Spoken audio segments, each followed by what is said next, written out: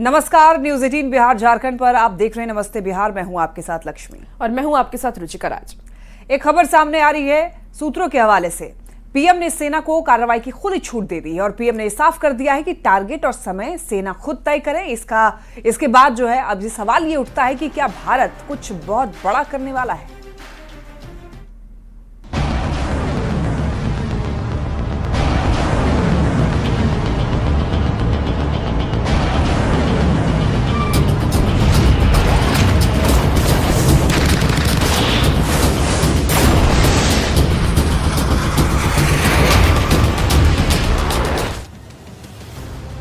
पहलगाम आतंकी हमले के बाद आतंकियों के खिलाफ जोरदार एक्शन की तैयारी है। सूत्रों के हवाले से जो खबर आई है उसके मुताबिक पीएम मोदी ने आतंकियों पर कार्रवाई के लिए सेना को खुली छूट दे दी है। प्रधानमंत्री आवास पर हुई बैठक के बाद प्रधानमंत्री ने दो टूक कहा कि आतंकवाद का समूल नाश करना हमारी राष्ट्रीय प्रतिबद्धता है। उन्होंने भारतीय सशस्त्र बलों की पेशेवर क्षमता पर पूर्ण आस्था और विश्वास व्यक्त किया है। पीएम मोदी ने कहा कि जवाबी कार्रवाई के तरीके, किस ठिकाने पर कार्रवाई करनी है और किस समय करनी है, ये तय करने का पूरा अधिकार सशस्त्र बलों को दिया जा चुका है।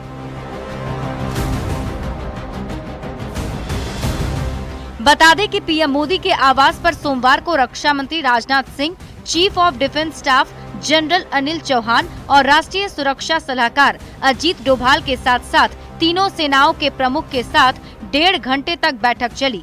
इस बैठक में थल सेना अध्यक्ष जनरल उपेंद्र द्विवेदी और नौसेना प्रमुख एडमिरल दिनेश के त्रिपाठी भी मौजूद थे। Bureau report, news 18।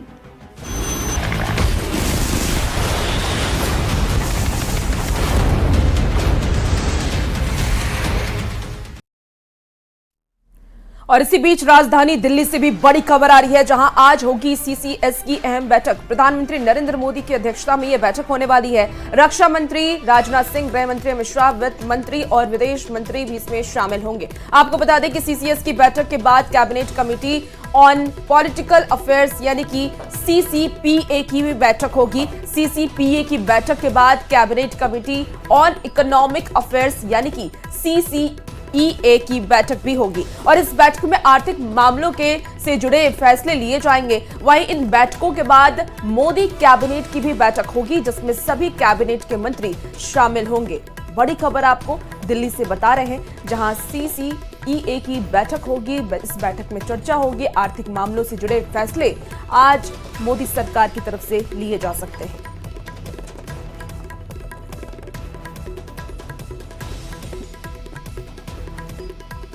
कांग्रेस ने सोशल मीडिया से गायब वाला पोस्ट हटा दिया। कांग्रेस ने गायब वाली एक्स पोस्ट डिलीट कर दी है। बता दें आपको, कांग्रेस के इस पोस्ट पर दिल्ली से पटना तक जमकर बयानबाजी हुई। बीजेपी ने कांग्रेस पर खूब जुबानी तीर चलाए। हालांकि अब पार्टी के सोशल मीडिया प्लेटफॉर्म से पोस्ट को ही डिलीट कर दिया गया है। तो गायब वाली ये जो पोस्ट कांग्रेस की तरफ से लगाई गई थी, उसे अब डिलीट कर दिया गया है। तो ये बड़ी खबर आप तक पहुंचा रहे हैं।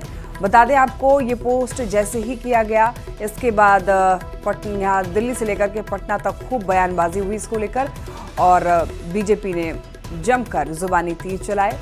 और हालांकि अब देखिए, पार्टी के सोशल मीडिया प्लेटफॉर्म से इस पोस्ट को ही डिलीट कर दिया गया है। महागठबंधन में अब सीएम फेस पर कोई बात नहीं हुई, पर आरजेडी के नेता और खुद तेजस्वी यादव भी बार बार अपने लिए एक मौका मांग रहे हैं। आपको बता दें कि भामाशाह के सम्मान में रखे गए कार्यक्रम में तेजस्वी यादव ने एक बार फिर से अपने लिए एक मौका मांगा। तेजस्वी यादव के मौका मांगने पर एनडीए के नेता उन पर लगातार तंज कस रहे हैं। एनडीए का यह कहना है कि जनता इस साल तो क्या अगले 7 जन्म तक तेजस्वी को सीएम नहीं बनाएगी। तेजस्वी यादव को मुख्यमंत्री बनने से रोक दे। मौका था भामाशाह जयंती समारोह का। आरजेडी कार्यकर्ताओं ने चांदी का मुकुट पहनाकर तेजस्वी यादव का स्वागत किया और फिर एक सुर में आरजेडी के सभी नेता तेजस्वी को एक बार सीएम बनने का मौका देने की मांग करने लगे। समाज का व्यवसायी एक होकर के तेजस्वी यादव जी को मत दे करके मात्र 5 से 6% वोट और देंगे तो कोई बात का लाभ नहीं है कि हमारे नेता तेजस्वी यादव को मुख्यमंत्री बनने से रोक दे। गठबंधन भले ही सीएम चेहरे पर अब तक अपना पत्ता नहीं खोल रहा है, पर तेजस्वी यादव ने अभी से खुद को सीएम फेस मान लिया है। पिछले कुछ दिनों में तेजस्वी यादव कई बार खुद को मुख्यमंत्री के रूप में एक मौका देने की मांग कर रहे हैं। केवल 17 महीने हम लोगों को काम करने का मौका मिला, कभी भी 5 साल तेजस्वी को काम करने का मौका नहीं मिला, और काम किया तो उप मुख्यमंत्री रहते हुए किया। आज आप सब लोगों से यही कहना चाहते हैं कि एक मौका आप लोग जो है महागठबंधन इंडिया सरकार को देने का काम कीजिए। तेजस्वी यादव का बयान आते ही बीजेपी ने चुटकी ली और कहा कि तेजस्वी यादव मान ना मान मैं तेरा मेहमान वाली बात कर रहे हैं। जनाब तेजस्वी यादव की हालत हो गई है मान ना मान मैं तेरा मेहमान। गठबंधन उन्हें मुख्यमंत्री का चेहरा मानने को तैयार नहीं, थोड़ा भी भाव दे नहीं रहा। सीटों का बंटवारा भी उनमें आपस में सरपटोवल होना बाकी है और अपने आप को मुख्यमंत्री घोषित करना भी से शुरू कर चुके हैं। साहब इतनी कल्पना की दुनिया में मत रहिए, आप बिहार के मुख्यमंत्री इस जन्म तो क्या 7 जन्म में नहीं बनने जा रहे हैं। तो जेडीयू भी तेजस्वी यादव के इस बयान को लेकर महागठबंधन की एकता पर सवाल खड़े कर रहा है। अभी तो तेजस्वी यादव जी को मुख्यमंत्री मानने को महागठबंधन तैयार नहीं है, तो फिर बिहार के लोग और वैश्य समाज क्या मानेंगे? और तेजस्वी जी उसी वैश्य समाज से अपील कर रहे हैं जिस वैश्य समाज को इनके शासनकाल में इतना प्रताड़ित किया गया, पलायन को मजबूर हुए, इनकी दुकानें लूट ली गई। तेजस्वी यादव को इसलिए भी घेर रहा है क्योंकि उनके अपने ही सहयोगी उनकी इस दावेदारी को ये कहकर कमजोर करते रहे हैं कि सीएम फेस का फैसला नतीजों के बाद होगा। इंडिया गठबंधन में सारी चीजों की समय फिक्स है। समय आने पे आपका सीएम चेहरा भी दिख जाएगा। इंडिया अलायंस का नेतृत्व तेजस्वी जी कर रहे हैं और उनका जो अधिकार है वो जनता के सामने मांग रहे हैं। तो बहुमत के बाद तो मेरे ख्याल से बहुत कुछ सवाल बचता नहीं है। गठबंधन होता है, उसके जो बड़े दल होते हैं, बड़े दल के जो नेता होते हैं, आमतौर पर यही, इसलिए इसमें कोई चेहरे का सवाल नहीं। सीएम फेस को लेकर महागठबंधन में माथापच्ची जारी है। देखना होगा कि कांग्रेस और बाकी दल टिकट बंटवारे से पहले तेजस्वी के चेहरे पर राजी होते हैं या फिर ये पहेली चुनाव तक बनी रहेगी। न्यूज़ 18 के लिए पटना से संवाददाता रवि एस नारायण की रिपोर्ट।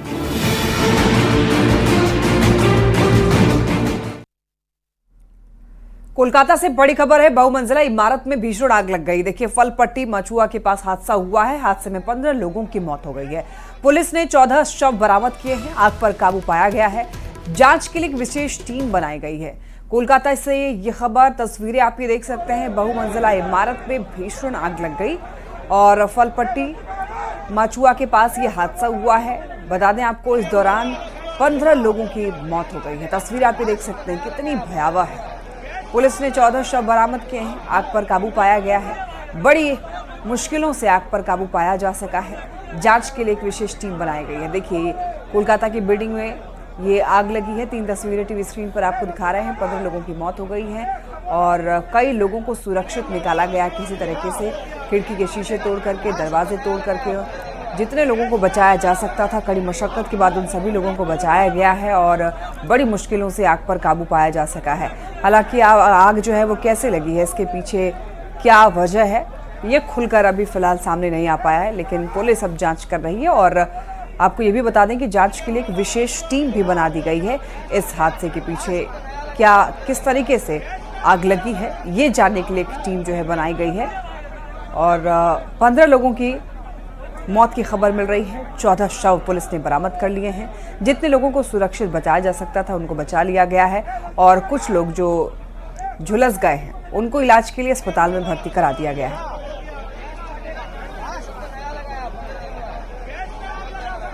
शाम को करीब 8:15 बजे यहाँ पे मचुआ में जोड़ासाको पीएस में ऋतुराज होटल में आग लगने की एक घटना हुई थी।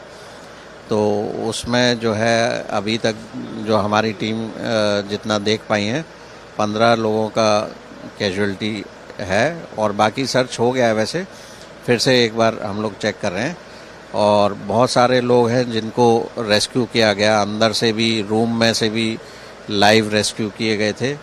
कम से कम 5 लोगों को रूम के अंदर से लाइव रेस्क्यू किया गया है और कुछ लोग जो रूफ के ऊपर में थे, करीब 20 के आसपास लोग रूम के ऊपर में थे, उनको रेस्क्यू किया गया। और बाकी बालकनी वगैरह में जो लोग खड़े थे उनको भी रेस्क्यू किया गया। तो ऑलमोस्ट फायर अभी लगभग पूरा कंट्रोल में, कूलिंग प्रोसेस चल रहा है एंड रेस्क्यू ऑपरेशन भी ऑलमोस्ट कंप्लीशन की तरफ है। पटना में सीएम नीतीश के पोस्टर से छेड़छाड़ का मामला सामने आया। सरकार के विकास कार्यों से जुड़े पोस्टर पर रंग पोता गया है और सीएम के पोस्टर से हुई छेड़छाड़ पर जेडीयू और बीजेपी ने लगातार सवाल उठाए।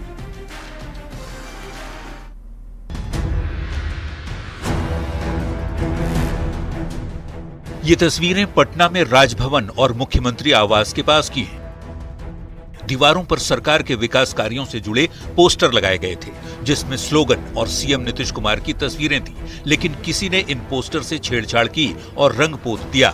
सीएम के पोस्टर से हुई छेड़छाड़ पर जेडीयू ने सवाल उठाया है।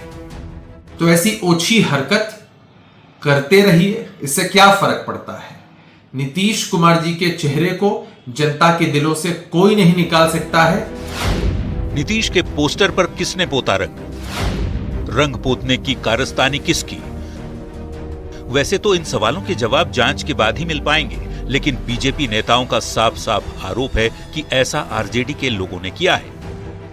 राष्ट्रीय जनता दल के लुच्चों का कुकृत है ये, जिन्हें बर्दाश्त नहीं होता है बिहार का हंसता मुस्कुराता सुशासन का विकसित होता हुआ चेहरा। सीएम के पोस्टर से छेड़छाड़ के मुद्दे पर बीजेपी के आरोप पर आरजेडी की ओर से भी पलटवार किया जा रहा है।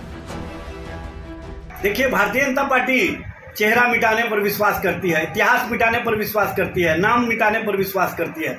और भारतीय जनता पार्टी के लोग बताएं कि इस तरह के कार्य किसने किए हैं। कुछ दिनों पहले भी ऐसा ही वाकया हुआ था, तब भी सीएम नीतीश के पोस्टर से किसी ने छेड़छाड़ की थी। सवाल है कि पोस्टर पर रंग पोतने वाले की मंशा क्या है, क्योंकि पोस्टर तो सभी नेताओं के लगते हैं। लोग पोस्टर के जरिए अपना काम बताते हैं। क्या पोस्टर पर रंग पोत देने से सीएम नीतीश के विकास कार्य छुप जाएंगे? न्यूज़ 18 के लिए पटना से संजय कुमार के साथ ब्यूरो रिपोर्ट। पटना के बाद अब भागलपुर में भी मुख्यमंत्री नीतीश कुमार की तस्वीर पर रंग पोतने का मामला सामने आया है। फ्लाईओवर की दीवार पर दोनों तरफ नीतीश कुमार की तस्वीर के साथ स्लोगन लगाए गए थे, जिसे काले रंग से किसी ने पोत डाला है। और देखिए, औद्योगिक थाने से महज 100 मीटर की दूरी पर नीतीश कुमार की तस्वीर को यहां पर काले रंग से देखिए रंग दिया गया है। हालांकि ये किसने किया है इसकी जानकारी नहीं है। स्थानीय स्तर पर जेडीयू के नेताओं और कार्यकर्ताओं को भी इसकी भनक नहीं है।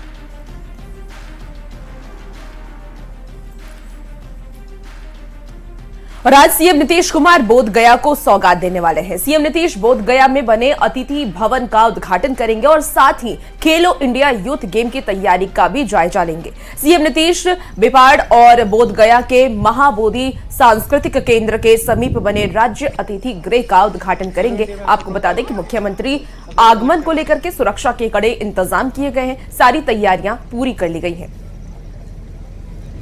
तो आज सीएम नीतीश कुमार का गया दौरा होने वाला है, जहां वो कई सौगात आज गया वासियों को देंगे। खेलो इंडिया में सब लोग भाग लेंगे, सब लोग सिलेक्टेड है। राष्ट्रीय लोक मोर्चा के अध्यक्ष और सांसद उपेंद्र कुशवाहा ने इशारों ही इशारों में एनडीए नेताओं को नसीहत दी है। उपेंद्र कुशवाहा ने कहा कि पीएम मोदी और सीएम नीतीश की बात माने, नहीं तो लोकसभा चुनाव की तरह ही विधानसभा चुनाव में भी नुकसान होगा।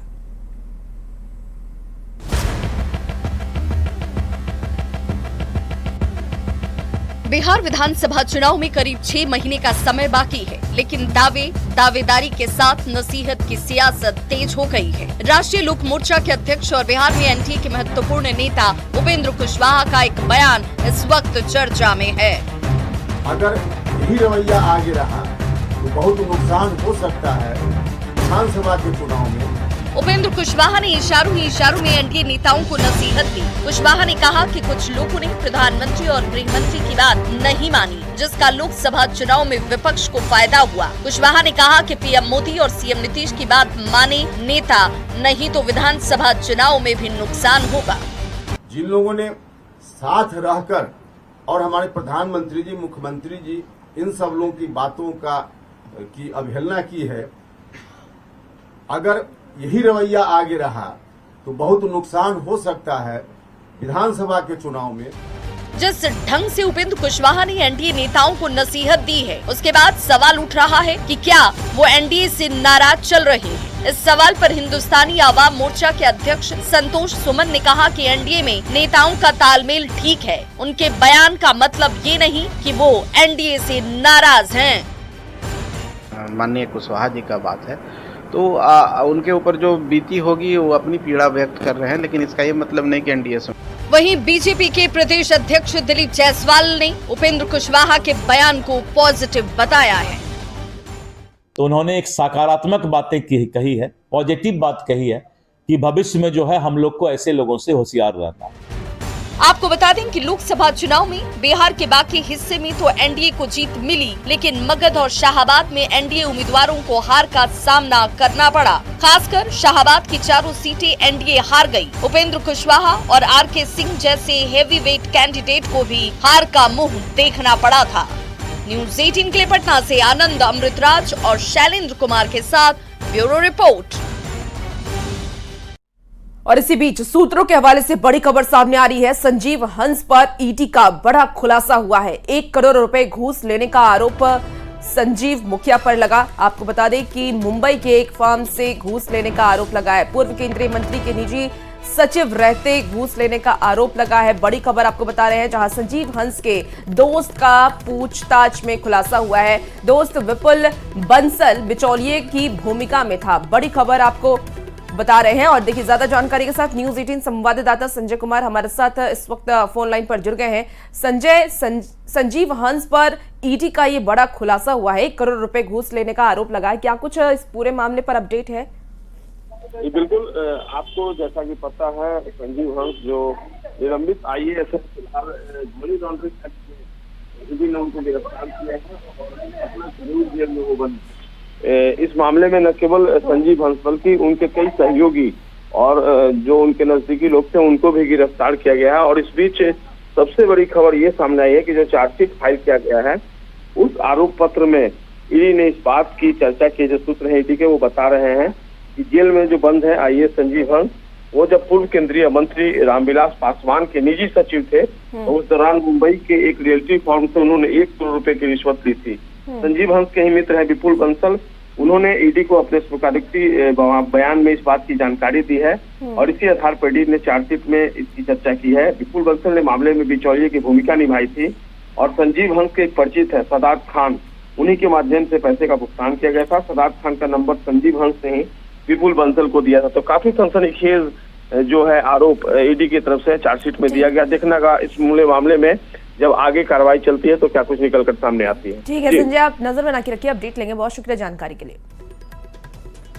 आंध्र प्रदेश के विशाखापत्तनम से एक बड़ी खबर मिल रही है। विशाखापत्तनम में गिरी मंदिर की दीवार गिरने की वजह से 7 लोगों की मौत हो गई है और कई लोगों की घायल होने की भी खबर है। एनडीआरएफ और APSDRF जो है वो रेस्क्यू में जुटा हुआ है। चंदनोत्सव के दौरान ये बड़ा हादसा हो गया।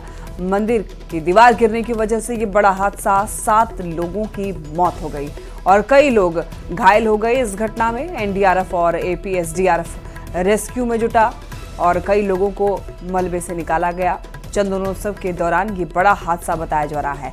आंध्र प्रदेश के विशाखापत्तनम से ये खबर सामने आई। गिरी मंदिर की दीवार गिर गई और दीवार गिर जाने की वजह से 7 लोगों की मौत और कई लोगों के घायल होने की खबर सामने आई।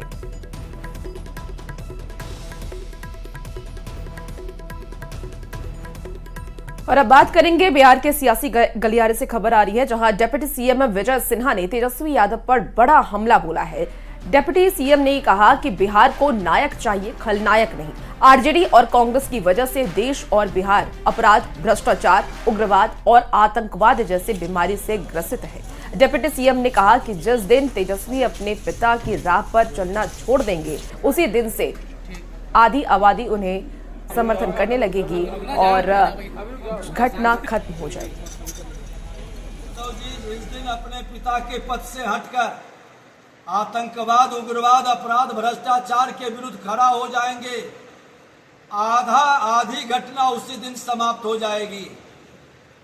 राजद के मानसिकता के लोग के संरक्षण के कारण ये चारों बीमारियां बिहार और देश के अंदर जीवित है। कांग्रेस का समर्थन मिलने के कारण ये पुष्ट होता है। नीट पेपर लीक माफिया जो है, देखिए, संजीव मुखिया से जारी पूछताछ के बीच में राजस्थान पुलिस की एंटी करप्शन टीम ने ईओयू से संपर्क किया है और संजीव मुखिया से जुड़ी हुई जानकारी हासिल की।